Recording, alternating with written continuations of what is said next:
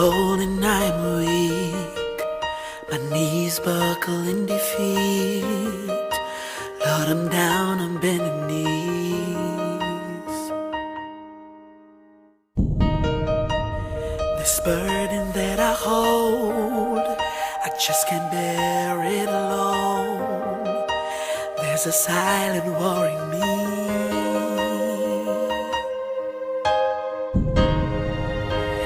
Darkness in this world is a temptation to my soul. My flesh thinks it's sweet, but I am drawn to defeat. They say I'm anointed, holy, I'm not fit, I'm not worthy. Oh Lord, this is me. Put your loving arms over me. I'm standing unworthy. Wash me in your cleansing blood. Take away impurities. I don't want to preach and work miracles, and then you say you don't know me. Put your loving arms over me. Lord, just cover me. Put your loving arms over me.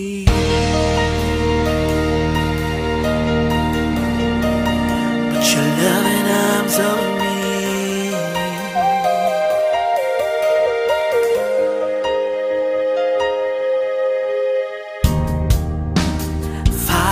Here I am, I stand here as a man. My actions I don't understand.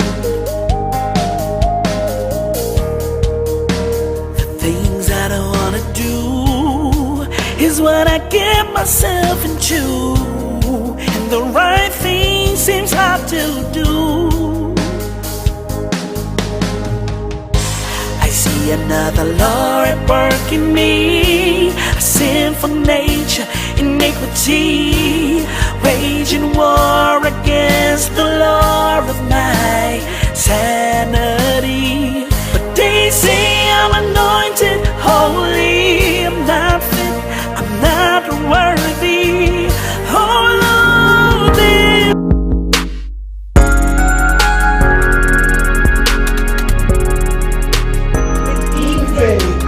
welcome to Intimate Moments. Well, as you know, Intimate Moments is designed with you in mind, your family in mind, and all of the above. Well, Dave, what do you think? This one will be a good one. Well, this will be a very special one. Why? You know why? As you know, in Intimate Moments, we always celebrate milestones, and milestone is very important. As you know, as you go as a married couples and you enjoying yourself, you celebrate birthdays, anniversaries, your children's birthdays. I mean, you remember when Amanda just born? Yes, yes. She was just a little teeny little. Yes. I know she tried, she chat. Matter of fact, she looking everyone talking about now. But evening. She's an adult now. She's an adult now. Right. But this evening, we have a special couple. We have a very, very, very, very, very special couple. Very special couple. Oh, yes. And as we talk about milestone, you know, we have been married going on 24 years. This October, 24 years. That's a long time. We ain't talking about 24 days, we ain't talking about 23 days or 24 days or 24 months, we're talking about 24 Yes. years. But today, we have a very special couple that we have known for a long time. I tell you, oh my God, they've been so good to us. I don't live in Trinidad, we enjoy the best of the best. You know what I mean? Oh yes. And you know, being a drummer, you understand? Right. We'll never go to the you understand me? So we enjoy. So today we want to welcome all the way from the Isle Trinidad into Tobago, a very special couple, Mr. and Mrs. Cyril Augustine. Now before he starts to talk, let me tell you about Cyril and Shami. Wow. They are a beautiful couple. Listen, I would have met them, and from day one, they are open, they are welcoming people. From day one, it was like family, and after all these years, it is still family. I remember Charmaine was the first one there when I had Amanda. She came, I didn't know what to do. She was there with me bathing Amanda. Yeah, she was there bathing Amanda with all the children. She was right there. You know, we have been very fussy in terms of where our children go, who they go by, that kind of thing. But these are the people our children grew up with. That's right. Everything is Uncle Cyril and Auntie Charmaine, Uncle Cyril and Auntie Charmaine. Uncle Cyril, the drummer and the music, they can get all of that from him. Auntie Charmaine is the cook. Auntie Charmaine cook anything they want to eat. Auntie Charmaine is a counselor. She's a nurse. She's everything. Listen to me. You get everything from this couple. You get wise counsel because they are wise and they share their wisdom. One of the things I love about them is that they're open and they are honest. And godly counsel. And not godly, just counsel. Exactly. Godly counsel. And that is important. That is important. Godly counsel. You could receive another counseling. As a trained counselor myself, I could tell you could receive another counseling. When you receive godly counseling, oh yes, it's a difference. So, welcome. How are you doing? We are great. It's nice to see you. Yeah. You're looking younger. Okay, I hope I can keep that up. And the wife is looking refined like fine wine. Oh, definitely. So, as today is your 35th wedding anniversary. Wow. Yes. Wow.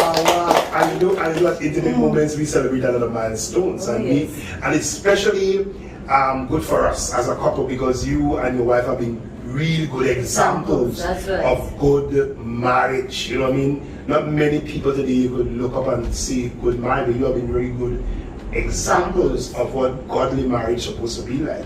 So I know we'll probably dive into some more deeper stuff as we go into the program. So how are you intending to celebrate your anniversary? I don't know how I speak first. Ladies are always first. Alright. Well, he surprised me with a trip to Tobago. That's nice. With my son and daughter-in-law, who I love, and my one and only son, and my one and only daughter-in-law. And they really surprised me. Oh my God, that is so That's nice. good. So I'm here basking in all the surprises. This is a surprise also. A good surprise. Oh my God, that's a good surprise. That's a good surprise. So your husband really surprised you? Yes, he did. Oh my God. And you know, I want to kind of let something go tell you back. You know, she said it's her only daughter, right? And an only son. 35 years ago, when they decided to take honey on the moon. Oh yes, yeah, that's really a really funny story. It's a really funny story. Listen. So this lovely couple got married and came to Tobago on their honeymoon. Yes. But apparently the airlines had another plan. Yes. So they arrived here, but their luggage arrived elsewhere. Was it Toronto? Toronto. You understand?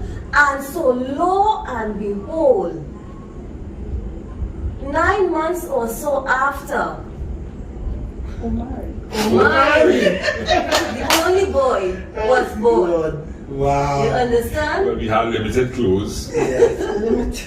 So all kids. So I guess the moment created the moment. Yes. Wow. Right. That was a divine moment. Yes. Yeah, divine opportunity to be fruitful and multiply. I guess that is the reason why one of the reasons why. But of course, yeah. That's what you guess. And multiply. So I know we are celebrating milestones and the seriousness of marriage. How did you all make it this far? First, by the grace of God. Grace of God. Wow. Because I could tell you, being a musician, being involved in song engineering, videography, and drumming as know your husband for a long time, an excellent drummer. You could see where Omar get from. There's no exchange of that, but nevertheless, to work with to work along with your husband, who's always busy. Because he would have produced music for persons and And that's who you would have a lot of groups as well. A lot of groups, yes, A exactly. lot of groups that people actually hear, they don't know it. Exactly. Yeah, a lot of groups. And recordings as well. And recordings as well. Exactly. He drummed in concerts, big concerts. All in the Trinidad. biggest stars in You Boston, understand? He Mr. was about there. Helen Baylor, Exactly. Fred Hammond and all these. You could tell, Yes. I'm one of the biggest stars. But the thing about it is, how did you all make it so far? Because when we look at marriages today, some people marry for 6 months, and I mean, I do a lot of counseling, and I can tell you, I mean, just this week, just this week was a pastor just I done. And they only married 8 years. And they done already, and well, at least they want it done. I mean, but the point I'm making is that how did you all make it this long in a world and in a society where people seem to frown upon marriage and relationship, and these people, young people, seem not to have this stamina? Yes. How you all did it? Well, for me, this was God's choice for me. Wow. Right? Because, in fact, my grandmother used to say, look at nice man there. Your grandmother had the eyes to Yes, see. you know? When they get past granny. Yeah, you're good. Wow. Right. So, but you don't marry what you like. You marry the person that when somebody shows you yourself, you accept them. Yeah. With faults and everything. Yeah. Even with occupations. He writes, he drums, he plays whatever you think. I am the same thing. And if you accept people, okay, this is what he is called to do, and he accepts what I am called to do, then we can live together. If You you will know come that. together. Right. You say, okay, that's him, and I say, that's me. But let me ask Cyril. I want to ask Cyril this question. What made you make the decision to marry them? I was busy with music. I was busy. Honestly. I really didn't have too much time to really check out the ladies. Yeah. That is the honest truth. I was busy with music, recording, playing, and all. And honestly, out of the chaos and out of all the schedule, this lady just appeared at my side. And as I always said, it was like, bang! It was Listen, like, I hit bam, bam, bam, bam. You just know it in your I hit heart. a stone wall. That's it. I was traveling at a good speed doing the work of God, music and the other things, and I just hit a stone wall. Bam, and this was the wall I hit. Wow. When you hit a wall, what do? You stop. You gotta stop. Yeah. And so many damage. And So many damage. you suffer the damage, right? Because you hit a wall here. Oh, yes. Because that's sudden impact. And out of everything and being involved with music, the honest truth is you are always an attraction to women. Whether you are aware of it or not. Yeah. or whether you You want to run behind Yeah. the superstars. Correct. You always, because you're up on stage, Yeah. you're with the artists, you dress to suit the occasion as the case may be. But I was never too much focused on that, honestly. And when she was revealed to me, it was like if there was a turnaround in my thinking. And even that turnaround, it wasn't even turned away from what God wanted me to do. It was just a turnaround. So I made a full circle to survey, and I look back right where God wanted. And I tell people now that my life, my relationship, Christian walk is based on God first. And I'm not just saying this because people in church say it. Yeah. Because That pastors cliche. say this is, yes, it's not a cliche. I am telling you, God first, my family second, in this case my wife came along, and then the church. Right. I like that. That is the honest because you know one of the problems we have today in marriages, a lot of people put in church first. Oh, yes. But I cannot go to the church, you know. Well, after well, going you to see, my the wife. unfortunate thing about that, because you remember you asked the question of how did you survive?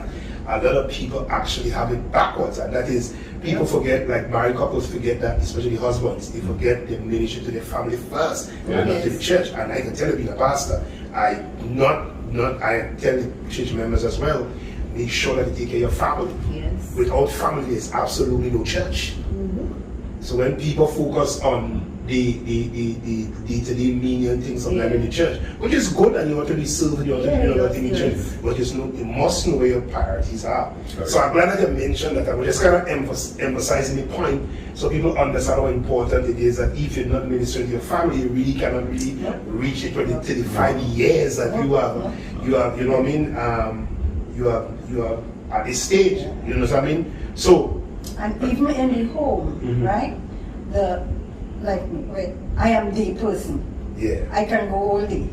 When it's night time, it's his time. Wow. With his children, everything. I could sleep and know that if they wake up, he takes care of that. But you see that, and there's a very good combination. You know? Understanding each other, understanding the highs and the lows, that kind of thing. Yes.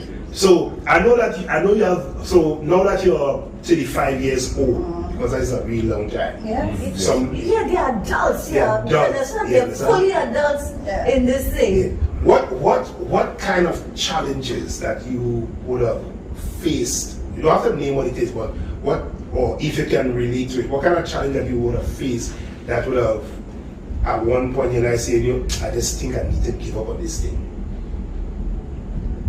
In total honesty, challenges arrive whenever you don't necessarily focus on where you're going. Challenges supposed to be something on the side, not your major vision. Focus. So I cannot say we didn't have any major challenges, but honestly, they never really deterred us at being challenges. Financially, whenever we broke together. When we have no clothes, we have no clothes together. When we have no food, we have no food together. It wasn't a case of she's eating and I'm not, or the children eating. And of course, the children were variety, we made sure they, but honestly to us, whatever we did, it was together. So to say that challenge, maybe, but it becomes a whole lot easier when we tackle it together.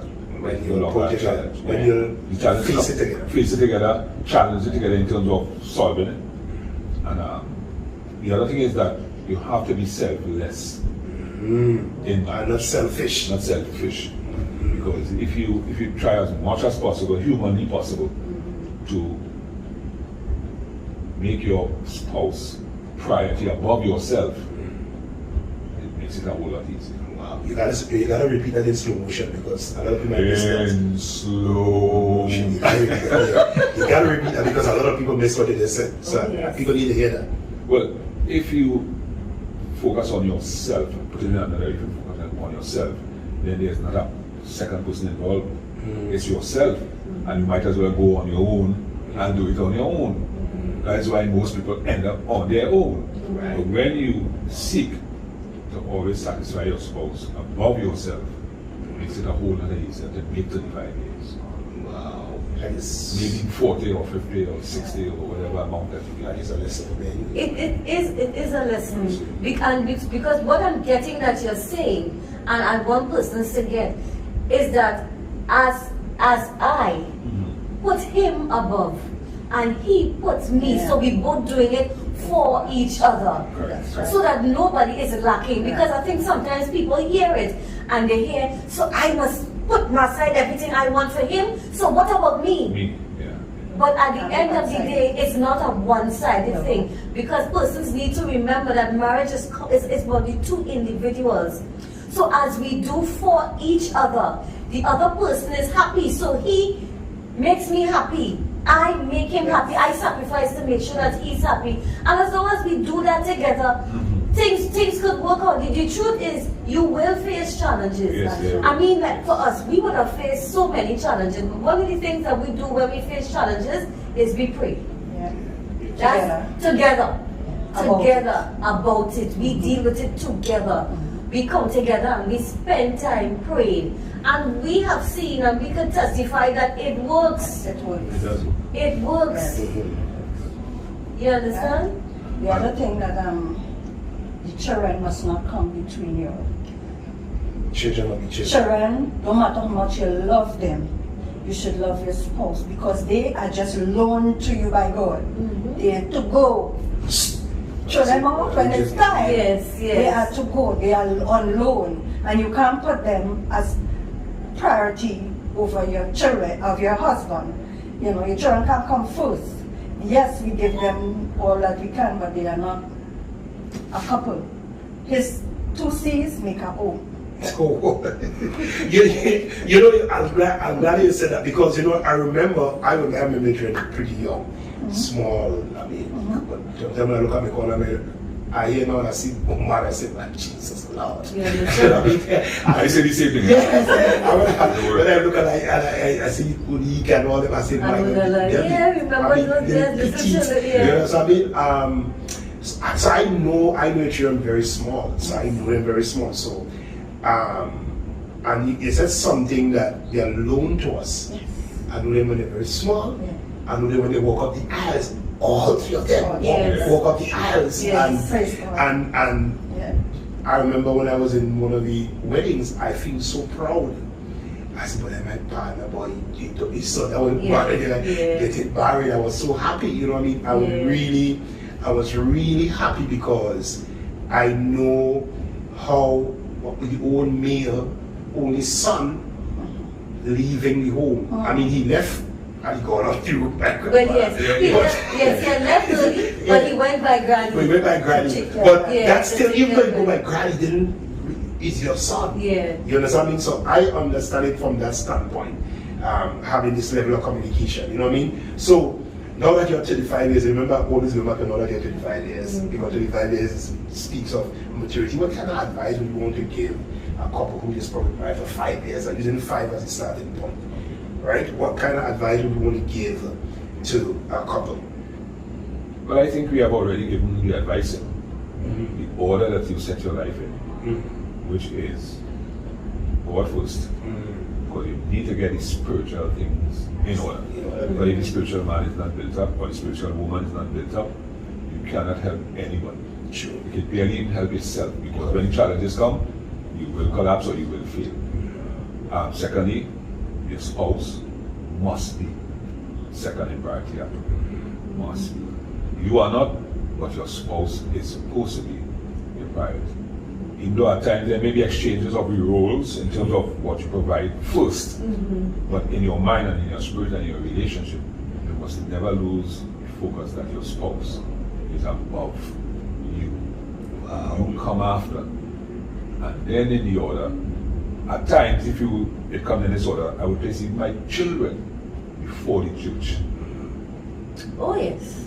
Now, a lot of people may not understand that, because to me, what point is there if you do all these things for the Lord and the children don't follow?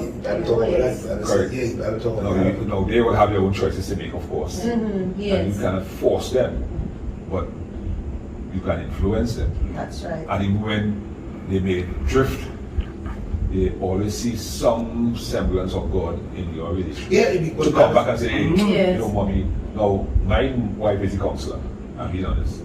Because women have a way, they're able in a lot of ways to counsel without even having qualifications, as everybody says. Well, I am a counselor. They qualify. They qualify with a paper. But what about good advice or someone actually cares? My point of reference when it comes to parenting, there is no degree for parenting. There's no book.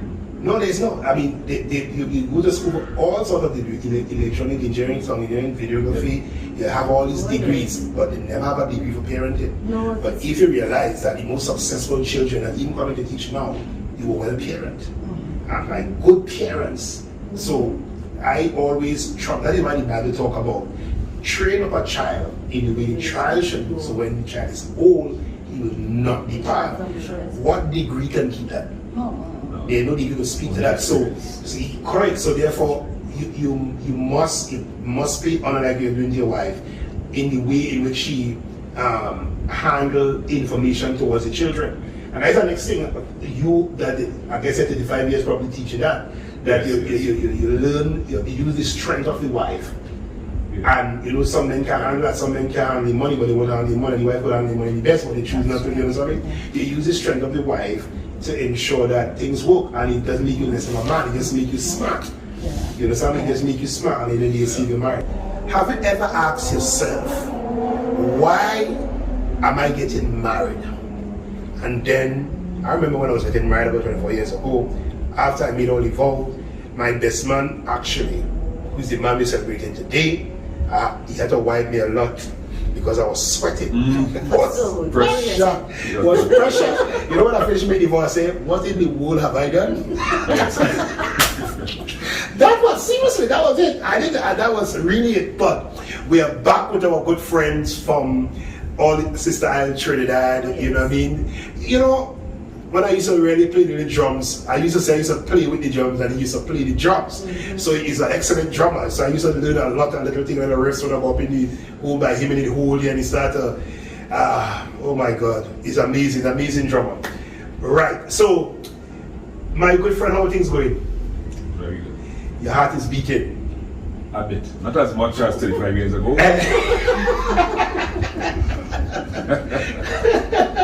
So let me ask something. Now that you have one boy and two girls, when you see a girls and them get married, what went through your mind? It's for my own sake and for those fellas outside there? When the fellas outside there saying, oh God, they're going. What went through your mind? A lot of things. Am I doing the right thing as a father in allowing this person to marry my daughter, who has spent 20 years with us through education, through now learning to walk, now learning to talk, different stages in life. And I was the protector of the family. I was the lion. She's the lioness. Right. So in that whole scenario, how do I drop my guard as a lion to allow a young lion to come in now to take control? It's not always easy, but it's something that sooner or later you have to face. And one of the things that helps you face it is trusting in God that your children make the right choice. Because I cannot choose for them. All we could have done is guide them, right?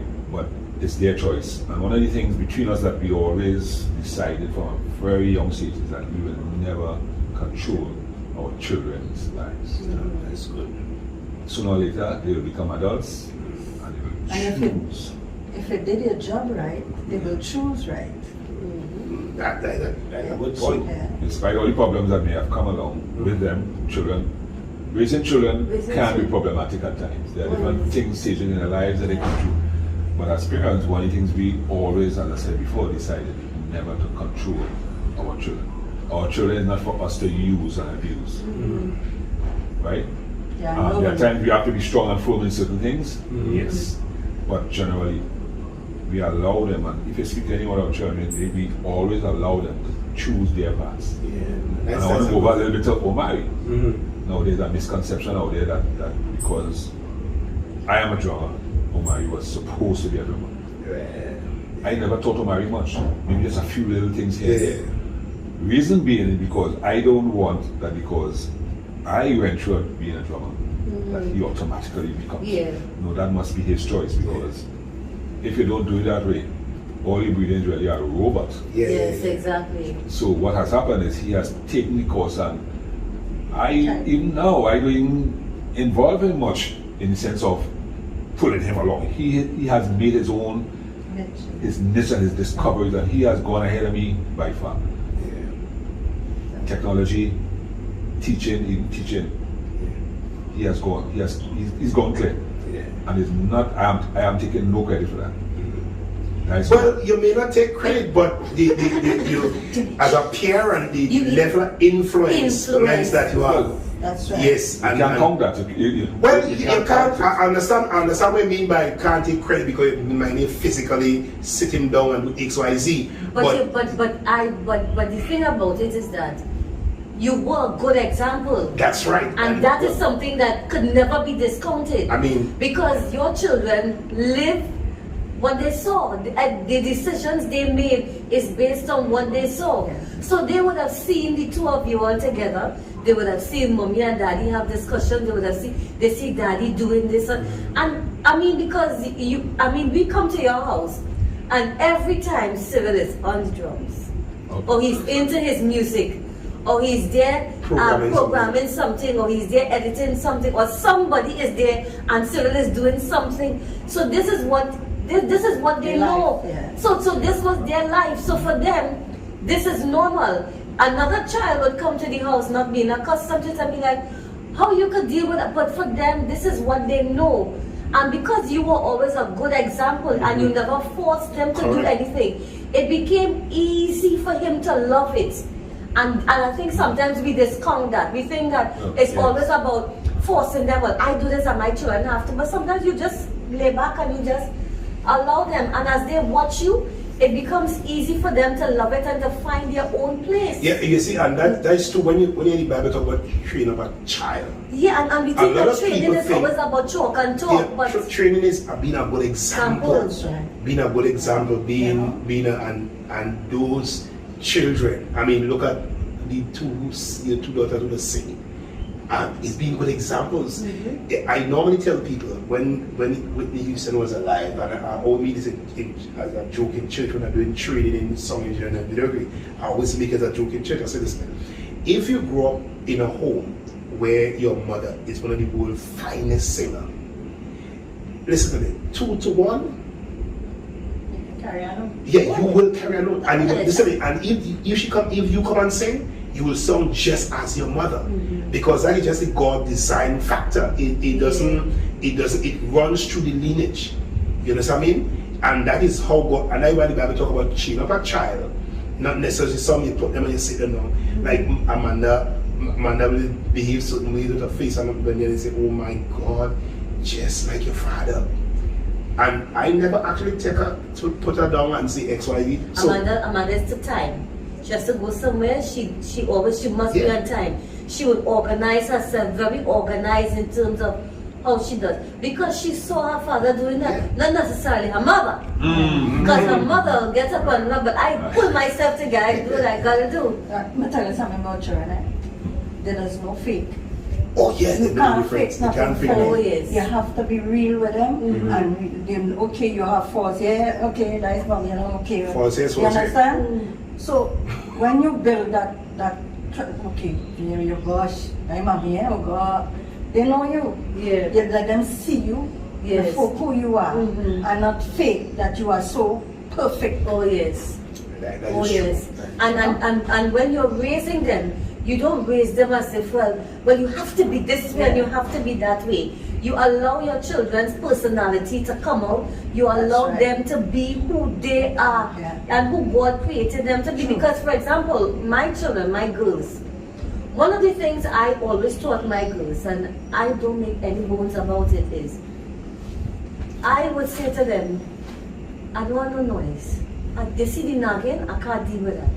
If something happens and you're not pleased, talk about it. Just say it. Mommy, so and so and so. This happened, I don't like this.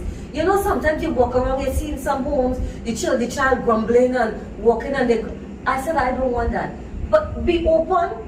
So I encourage my daughters to be outspoken, to say it as it is.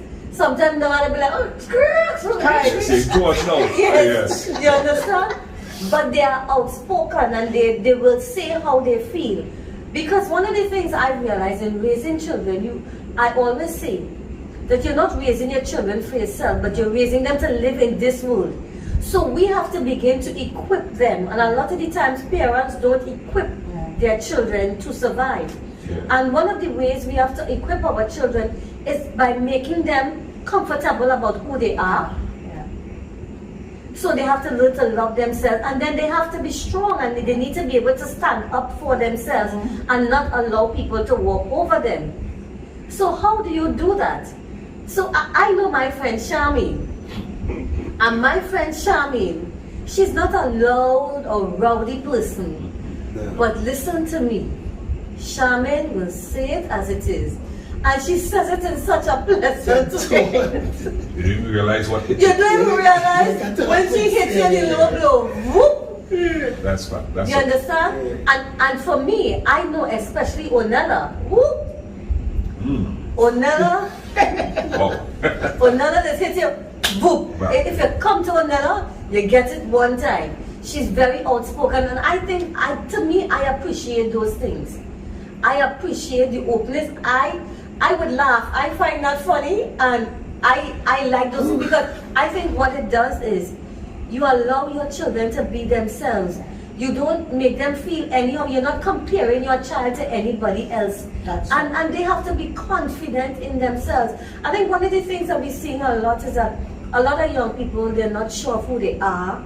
And they, they've been compared for so long to too many other people. But this child doing this and this child doing that and that child doing that. But your child is not that child. And then I think sometimes some parents forget that they themselves are not the other child's parents. So whatever gifting and talent God may have placed in that family is not the same gifting and talent that's here. Yes, but in correct. This Augustine family is music. Listen to me, you get music. They are crafty. They know how to do things with their hands. Because Charmaine is a very crafty person.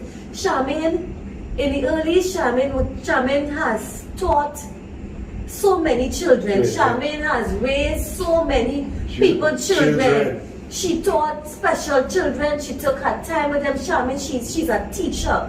She's into craft. Charmaine cooks. Charmaine does wedding cake. Charmaine, listen, you name it. She taught me to icing cake. Yeah, because she taught to icing cake. I remember. I learned icing cake. You understand? But you see, so you name it, so that those children are well-rounded. So you see, he takes part in what I do. Exactly. And I take part in his too. I was taught the drums and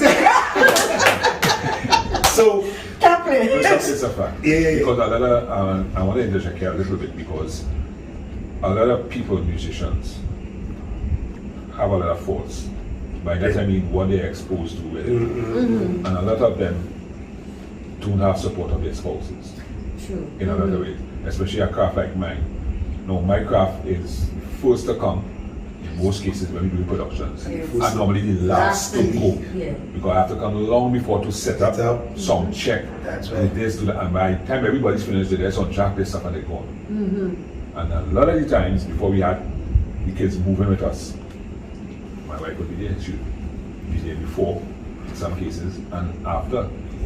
So that kind of support, a lot of people don't appreciate it, and they don't always recognize it, because that alone is a great measurement for somebody that's supporting you. Oh yeah, and then too, my instrument is one that is very noisy. But my daughter-in-law may probably be able to tell you about that too as well. It's a noisy instrument, right? And it takes time to perfect it a lot more than other instruments that you go in a back room, and you can pick up your horn and go in a back room, and I can unpack a drums and go in the back room and practice and bring it back. There's a lot of problems. And she was always there. Also too, she's my greatest critic. Most of the times when I finish play, I would come to her. Now, she's not a musician as such. She cannot really play an instrument, but her ear over the years has been trained, developed to understand music and to hear music and hear what I am doing. So when I go to her and her show is finished or whatever, I say, babes, what do you think? Where was it for? And she would be able to point out to me, so and so the bass man, this, you give me that. And I was like, okay, I take note. But that is why you all survive for 35 years. And you see, and that is what people need to know, the chemistry, and we shouldn't fool ourselves. Many times people just get married and they believe that the watching neighbor don't do it. They say, oh, why you tell the husband and tell the wife? Why you can't be like sister sons on the road, or vice versa? Not really understanding. You better pray God that you get the kind of man you get, because if you want to live at the home like a pastor like me and Wendyann, I don't think you'll do it. You understand? So it's appreciating each other and celebrating the differences and not the similarities. And that is one of the key factors, I think, that make you survive for 35 years. And I guess we want to tell our viewers this is really what we want to do. So what I want us to do, I want us to... One last thing before we go, and as you mentioned, is important in today's world, is knowing your family.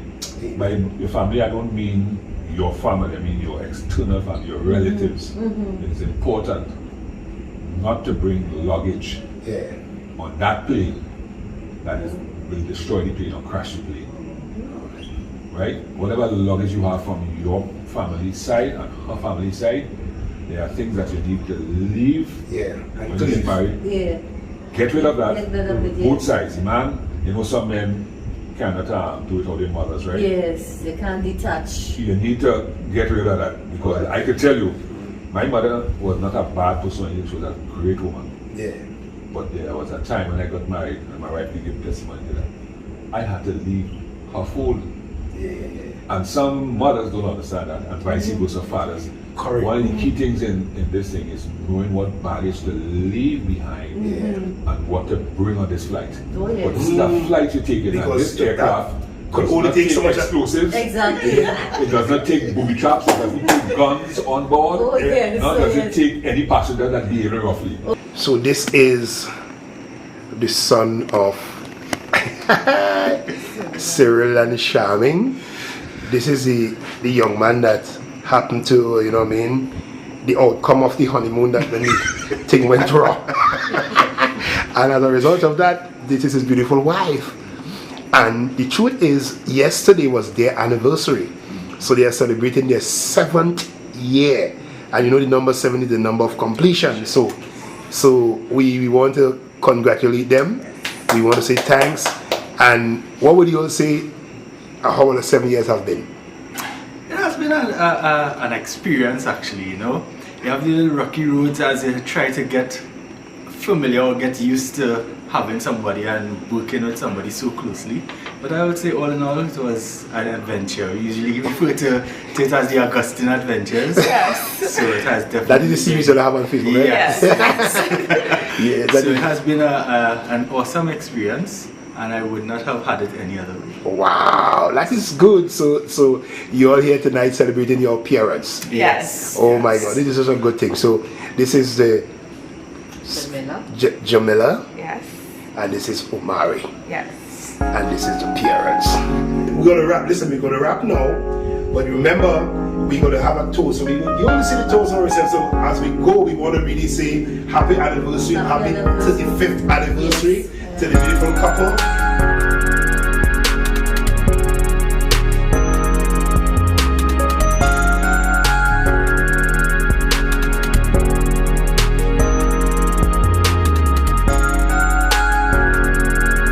One moment of intimacy with God will change your life forever. See you next time.